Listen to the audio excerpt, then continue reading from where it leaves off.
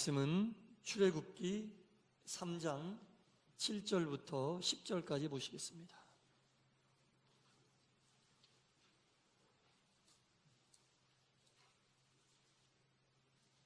출애굽기 3장 7절부터 10절까지입니다.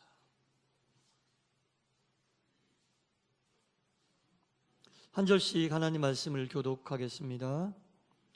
여호와께서 이르시되 내가 애굽에 있는 내 백성의 고통을 분명히 보고 그들이 그들의 감독자로 말미암아 부르짖음을 듣고 그 근심을 알고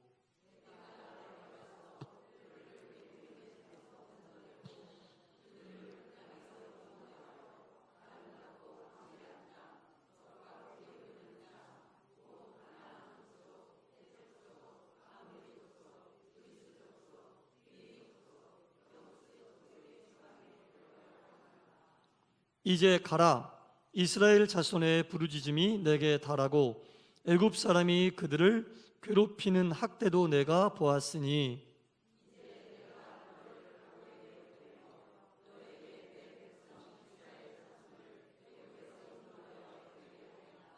아멘. 할렐루야. 사순절 첫 번째 주일 주님 전에 예배드리러 나오신 모든 분들을 환영하고 주님의 이름으로 축복합니다. 아까 우리 장로님 기도회도 있었지만 어제 뉴스에서 보셨듯이 지금 산불이 지금 경상북도와 강원도 일대에 지금 굉장히 심하게 지금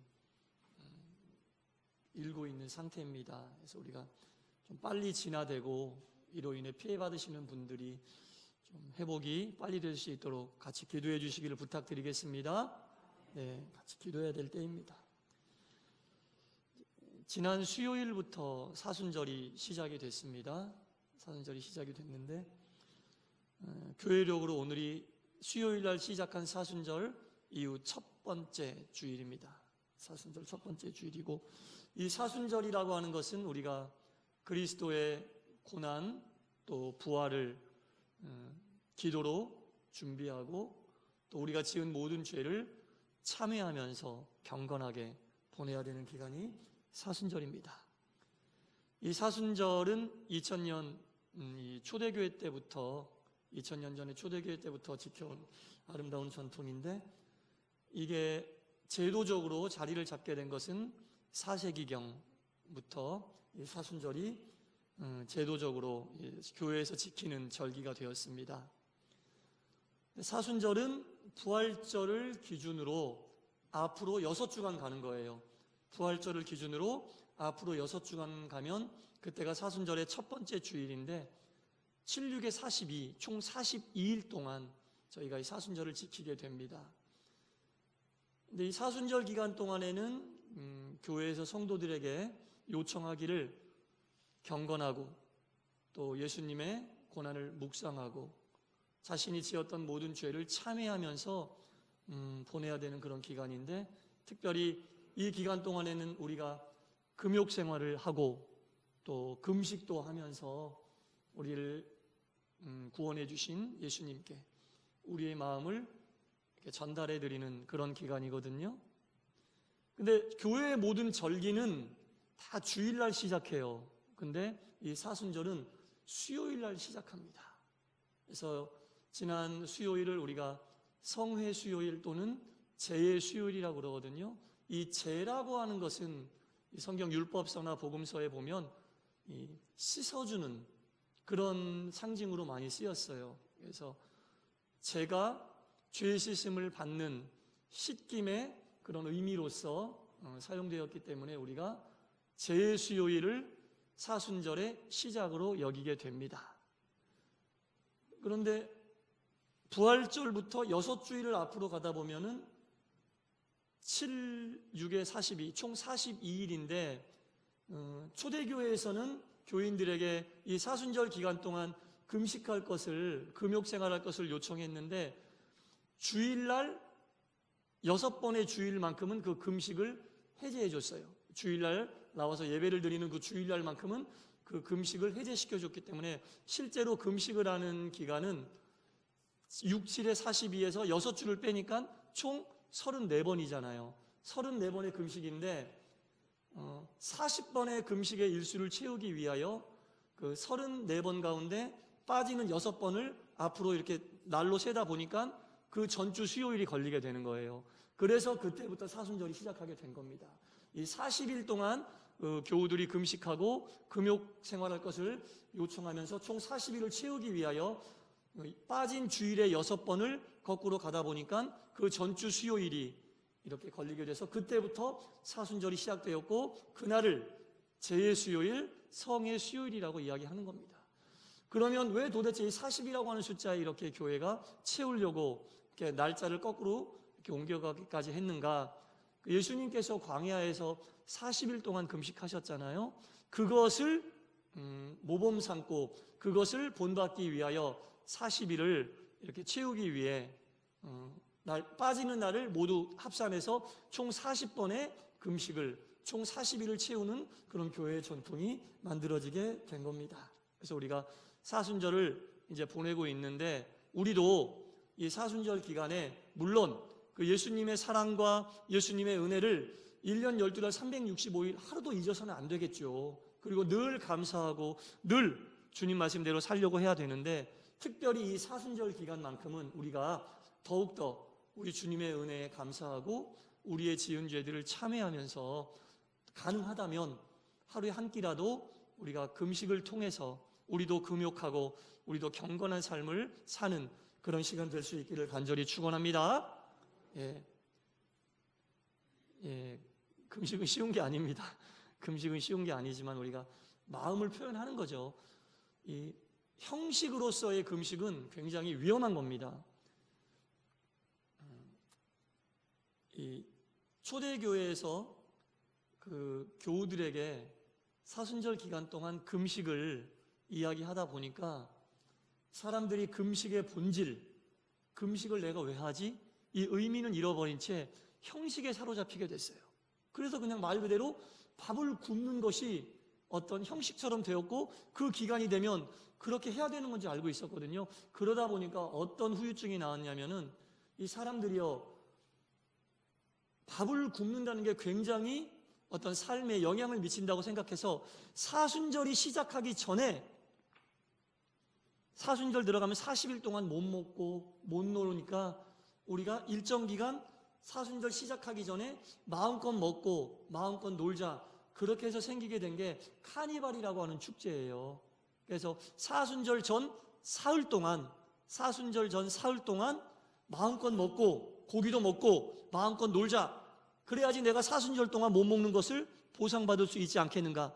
그렇게 해서 생긴 게 카니발이라고 하는 축제입니다. 그래서 육신을 위한 날이다 라는 그런 뜻인데 금식의 본질과 사순절을 어떻게 보내야 될지 그 의미를 알고 이 사순절을 맞아들이고 사순절 동안 금식할 것을 다짐하고 결단한다면 굳이 사순절 되기 전에 사순절이 오면 못 먹고 못 노니까 미리 그런 행위들을 해야겠다라는 이런 일들이 생겼겠습니까?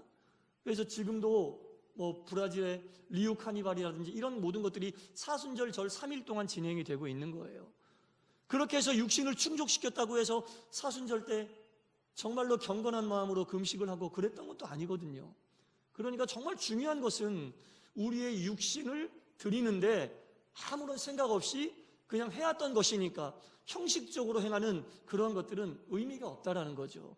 오히려 더 육신에 집중하게 되는 거예요. 금욕은 육신을 절제하고 행했던 것들을 자제하면서 주님의 고난에 동참하고 내 모든 죄를 참여하기 위하여 우리가 육신을 치고 금식하고 육신의 욕구를 자제하는 것인데 오히려 그 전에 의미를 모르고 육신의 것을 채우려고 한다면 이 기간 속에서도 더욱더 육신의 것이 생각날 수밖에 없다라는 거죠.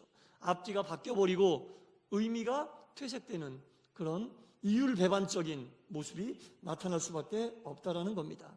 그러한 것들이 어떻게 우리의 영적 유익이 되겠습니까, 여러분? 그래서 우리가 이 사순절 기간에는 더구나 이제 고난주간도 포함되어 있는데 이 기간 동안에는 우리가 정말로 그리스도 예수를 믿는 우리를 구원해 주신 그 예수님께 나를 위하여 십자가에서 고난을 당하시고 피 흘려 주신 그 예수님께 내가 참회하고 내가 받아야 될 죄를 대신 받아주셨으니 내가 찔려야 될, 내가 상함받아야 될, 내가 채찍 맞아야 될 것들을 다 대신해 주신 그 주님을 생각하며 주님이 싫어하시고 미워하시는 죄를 짓지 않고 살기 위하여 더욱더 다짐하고 결단하고 이제까지 지은 모든 죄를 자복하고 회개하고 참회하면서 보내야지 이 사순절의 의미가 우리 가운데 진정한 의미로 다가올 수 있고, 사순절을 그렇게 보내야만 부활의 영광이 온전히 우리에게 임하게 된다는 겁니다. 사순절을 의미 없이 보내면서 부활의 의미가 우리의 삶 속에 오기를 기다린다는 것은 완전히 어불성설이죠. 사순절의 기간이 의미가 있을 때 부활절도 우리에게 의미 있는 절기가 될 줄 믿습니다. 그래서 이 기간 동안 우리가 정말 참회하고 내가 그리스도인으로서 행해서는 안 될 것들, 가져서는 안 될 마음을 가진 것이 있다면 이 기간 동안 모두 내려놓고 우리 주님 앞에 진실한 모습으로 나아갈 수 있기를 다시 한번 간절히 축원합니다. 오늘 본문에 보면 모세라고 하는 사람이 나옵니다. 이 모세라고 하는 사람의 일생을 살펴보면서 이 시대를 살고 있는 사순절 첫 번째 주일을 맞이하고 있는 우리가 어떠한 것을 주님 앞에 참회하고 내려놓고 회개해야 될지에 대해서 살펴보고 은혜를 받도록 하겠습니다. 우리가 잘 알다시피 이 모세라고 하는 사람은 인생의 앞에 40년은 애굽이라고 하는 나라에서 왕자로서 정말 호의호식하면서 제왕의 교육을 받고 살았던 사람이고, 40년 이후 80세까지는 미디안 광야에서 정말 아무것도 가진 것 없이 말 그대로 종이나 노예 이런 신분으로, 말이 이드로의 사위였지 종이나 노예와 마찬가지였어요. 그렇게 80세까지 보낸 사람이 바로 모세라고 하는 사람입니다. 그때 모세가 하나님을 몰랐던 건 아니에요. 하나님을 알고 있었지만 모세는 관념적으로 하나님을 알고 있었죠. 이스라엘 사람이기 때문에 하나님이 어떤 분인지 알고 있었지만 관념적으로 하나님을 알고 있었는데 80세 때 드디어 모세가 하나님을 관념적인 하나님이 아닌 인격적인 하나님으로 만나게 됩니다. 여러분 모두도 하나님을 인격적으로 만나시기를 축원합니다. 여러분, 하나님은 관념적인 분이 아닙니다. 뜬구름 잡는 그런 분이 아닙니다. 하나님은 인격적인 분이고 아주 구체적으로 우리 가운데 역사하시는 분입니다. 모세가 이제까지 관념적으로 알고 있었던 그 하나님을 80세 때에 드디어 인격적으로 하나님을 만나게 되니까, 하나님을 인격적으로 만나게 되면 마음이 기쁘고 마음이 즐겁고 마음이 평안할 줄 알았는데 가장 먼저 찾아온 감정이 두려움이라고 하는 감정. 하나님을 인격적으로 만났을 때 모세는 두렵고 떨게 되었습니다.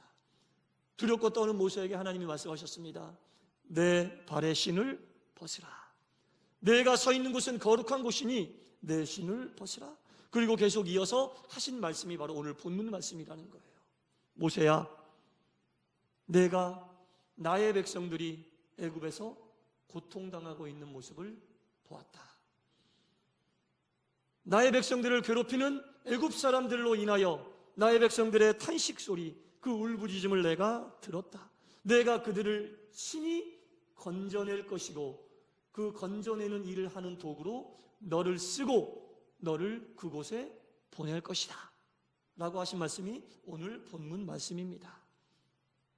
여기에 본문에 등장하고 있는 하나님께서 내가 보았다라고 하는 이 보았다라고 하는 이 히브리어 원어의 뜻은 스치고 지나가듯 보듯 한 번 보고, 그렇게 아니라 오래전부터 쭉 자세히 지켜보고 있었다, 그런 말씀이에요. 내가 내 민족을 계속 지켜보고 있었고 내 민족이 당하는 고통을, 내 민족이 부르짖는 신음소리를 보고 듣고 있었다. 그리고 때가 이르러 내가 너를 나의 도구로 삼아 그들을 구원해 낼 것이다 라고 모세에게 말씀하셨습니다. 이 말씀은 무슨 말씀이냐? 모세야, 이제 너는 깨달아야 된다. 나를 인격적으로 만났으니 이것을 깨달아야 된다. 이것이 무엇인가? 내가 너를 왜 지금까지 살려두었는지 깨달아야 한다. 여러분, 모세는 태어나면서부터 죽을 수밖에 없는 인생이었어요. 모세가 태어났을 때 애굽의 바로가 히브리 노예로 태어난 아이 중에 남자아이는 다 죽이라, 아시죠? 다 죽이라고 그 정말로 임금의 그 정말로 강력한 명령이 내려있던 그때의 모세가 태어났어요. 법대로 하자면 모세는 그때 죽었어야 했습니다. 하지만 하나님이 은혜를 베푸시사 모세를 살려주셨어요. 첫 번째로 모세를 살려주신 거예요. 두 번째로, 그리하여 모세가 애굽 공주의 눈에 띄어 애굽 왕궁에서 자라는데 40세 때 혈기를 참지 못하고 애굽 사람을 쳐서 죽입니다. 살인자가 된 거예요. 그때도 잡혀서 죽을 수 있었는데 하나님이 모세를 살려주셔서 미디안 광야로 보내신 거예요. 광야에 도착하고 나서도 아무 아는 사람도 없고 말 그대로 광야의 생활, 굶어 죽거나 짐승에 잡혀 먹혀 죽을 수밖에 없는 그 모세를 하나님은 또 살려주셨어요. 하나님께서는 이처럼 모세를 죽을 수밖에 없는 상황 속에서 3번이나 살려주셨어요. 관념적으로 하나님을 알 때는 왜 하나님이 나를 살려주셨는지도 몰라요. 하지만 모세가 인격적으로 하나님을 만나게 되고 하나님의 이 명령과 음성을 듣게 되니 깨닫게 되는 겁니다. 아, 하나님이 왜 나를 살려주셨지? 죽을 수밖에 없고 죽는 게 당연한 그 시기에, 히브리 노예 남자아이로 태어나면 다 죽는 그 시기에 사람을 죽인 살인자였던 나를 살리시고 아무것도 없는 광야에서 나를 살려주신 하나님, 왜 하나님이 나를 살려주셨을까? 왜 하나님이 나를 구원해 주셨을까를 생각하게 된 겁니다. 하나님을 인격적으로 만나지 않으면 왜 하나님이 나를 구원해 주셨는지 생각할 수가 없습니다. 여러분, 우리 모두도 모세처럼 우리 하나님의 은혜로 예수님을 통해 모두 살림받고 구원받은 인생입니다. 주님이 우리를 살려주셨습니다. 우리가 주님을 인격적으로 만났다면 왜 주님이 나를 살려주셨는지를 생각하게 되는 거예요. 왜 하나님이 나를 죽을 수밖에 없는 그곳에서 살려주셨고 예수님의 그 고난과 고통을 감수하면서까지 나를 살려주셨을까? 이 생각을 우리가 해야 됩니다. 인격적으로 하나님을 만난다면 하나님에게는 다 뜻이 있었고 계획이 있으셨던 거예요. 모세는요, 그 애굽에서 도망쳐 나올 때 다시는 내가 그곳에 갈 거라고 생각도 안 했어요. 가고 싶지도 않고, 가면 죽으니까. 거기 들어간다는 것은 죽는다는 얘기인데 하나님을 인격적으로 만나고 왜 하나님이 나를 살려주셨을까를 생각하고 난 이후에 모세의 삶의 방향은 자신이 다시는 가려고 꿈도 꾸지 않았던 애굽으로 삶의 방향이 바뀌게 되었어요. 그것이 하나님께서 나를 살리신 이유였구나. 그 속에서 신음하고 있는 이스라엘 백성들, 하나님의 백성들을 살리는 도구로 나를 쓰시기 위하여 나를 대책으로, 나를 보험으로 하나님께서 들어놓으셨구나. 그 많은 이스라엘 백성들을 살리는 대책, 하나님의 도구가 바로 나였구나. 그것을 깨닫게 된 겁니다. 하나님을 인격적으로 만났을 때 깨닫게 된 모세의 삶의 방향의 전환이었습니다. 모세는 하나님을 인격적으로 만나지 못했다면 그 사실을 깨닫지 못했을 거예요. 여러분, 우리도 하나님께서 구원해 주신 이유가 분명히 있습니다. 내가 싫어하고 하기 싫고 돌아보기도 싫은 그 일을 위하여 나를 대책으로 세워놓으셨을 수도 있습니다.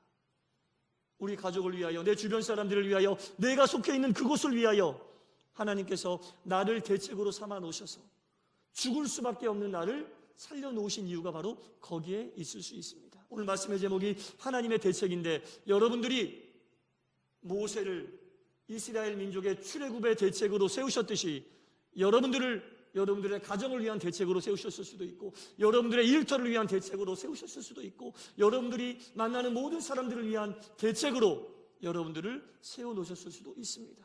하나님은 사람을 통해 일하십니다. 사람을 세우시고 사람을 도구 삼아서 일하십니다. 여러분, 하나님을 인격적으로 만났을 때 왜 하나님이 나를 구원해 주셨을까를 깊이 고민하시고, 내가 정말 가기 싫은 그곳을 위하여, 하기 싫은 그 일을 위하여 나를 대책으로 세워놓으셨을 수도 있는 그 하나님의 뜻과 섭리를 찾고 발견하시기 바랍니다. 우리는 너무 이런 것들에 대해서 무심한 거예요. 왜 하나님이 나를 구원해 주셨고 왜 하나님이 나를 살려주셨습니까? 이 생각에 우리가 너무 무심한 거예요. 그리고 나를 살려주신 나만의 하나님으로 생각을 하고 있거든요. 하나님은 나만의 하나님이 아닙니다. 여러분, 우리 주변 사람들을 위한 하나님이고 우리 나라를 위한 하나님이고 온 세계 사람들을 위한 하나님이십니다. 그 사람들을 위해서 하나님이 나를 대책으로 삼으셔서 먼저 부르시고 주님의 도구로 쓰시기 위하여 구원해 주셨다는 사실을 우리가 결코 잊어서는 안 될 것입니다. 이 사실을 잊는다면 우리가 빨리 정신 차리고 잊었던 이 사실에 대해서 주님 앞에 참회하고 회개해야 됩니다.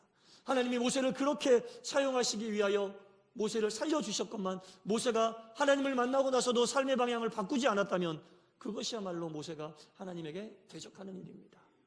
하나님의 뜻에 무심하고 하나님의 뜻에 방관하는 그런 상황인 것입니다. 하나님은 모든 뜻과 섭리를 펼치시기 위하여 여러분들을 구원하시고 살리신 겁니다. 아브라함을 통해 믿음이 무엇인지 사람들에게 알려주시기 위하여 대책으로 세우셨습니다. 요셉을 통해 기근으로 죽고 있는 많은 사람들을 살리기 위한 대책으로 세우셨습니다. 모세를 통해 출애굽을 위한 하나님의 대책으로 삼으셨고 사도 바울을 통해 타락한 로마를 복음화하기 위한 대책으로 삼으셨습니다. 우리를 대책으로 삼으신 하나님, 어느 곳 누구를 위하여 대책으로 삼으신지 깨달아 알아야 합니다. 하나님을 인격적으로 만날 때 가장 먼저 우리가 알아채야 할 것은 바로 그것입니다. 왜 하나님께서 나를 구원하셨을까? 우리는 하나님께 구원받았다고 하면서 하나님께서 모세에게 주셨던 그 영역과 그 능력과 그 은총과 그 명성을 얻기는 원하지만 모세가 감당하려고 삶의 방향을 바꾸고 다시는 가고 싶지 않았던 애굽을 향해 힘있게 거기 가면 죽는지 뻔히 알면서 그곳을 향해 묵묵히 나아갔던 모세의 그 순종은 기억하지 않는 거죠. 받는 것은 원하지만 우리가 감당해야 될 하나님의 대책으로서 감당해야 될 그 일을 하기에는 너무나 무심하고 아무런 반응을 보이지 않으려고 하는 것이 우리가 사순절 첫 번째 주일을 맞아 인격적으로 하나님을 만나고 왜 나를 구원하셨는지 그 하나님의 뜻을 알고 먼저 주님께 자복하고 회개해야 될 일이라는 겁니다. 사랑하는 성도 여러분, 하나님께서는 분명 우리를 구원하신 목적이 있습니다. 우리를 대책으로 세우셨습니다. 여러분들의 가정과 일터와 이 사회와 여러분들이 만나는 모든 사람들을 위해서 여러분들을 대책으로 세우셨습니다. 마치 모세를 출애굽의 대책으로 세우셨듯이.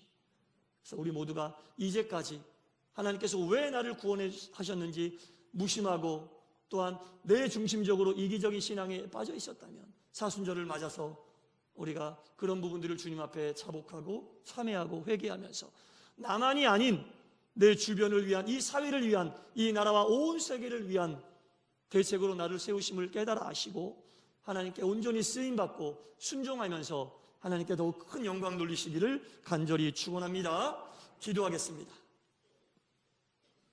주님, 우리를 살려주시기 위하여 십자가에서 고난당하시고 부활하신 날을 기념하는 사순절의 첫 번째 주일을 맞이하여 우리가 무엇을 어떻게 자복하고 회개해야 될지 모세의 삶을 통해 깨달아 알게 하시니 감사합니다. 하나님을 인격적으로 만난 성도들이 가장 먼저 깨달아야 할 것이 왜 하나님께서 나를 살려주셨고 구원해 주셨는지 그것을 깨달아야 합니다. 하나님 아버지, 모세도 하나님을 인격적으로 만났을 때 그것을 깨닫고 자신의 삶의 방향을 다시는 가지 않으려고 했던, 꿈속에서도 보고 싶지 않았던 애굽으로 발길을 돌리며 그의 삶을 온전히 하나님을 위한 대책으로, 도구로 쓰여지기를 온 삶을 다해 바치고 헌신했음을 또한 우리가 알았습니다. 주여, 우리도 하나님을 위하여 하나님께서 우리를 대책으로 삼으신 그곳을 위해, 그 일을 위해 온전히 감당하며 하나님께 영광 돌리기 위해 힘쓰고 애쓰게 하여 주시옵소서. 그때마다 함께 하시사 부족한 우리로 인하여 가정과 일터와 우리 사회와 이 세상이 그리스도의 거룩한 땅으로 변하게 되는 놀라운 역사에 일을 담당하게 하여 주시옵소서. 예수님 이름으로 기도드리옵나이다.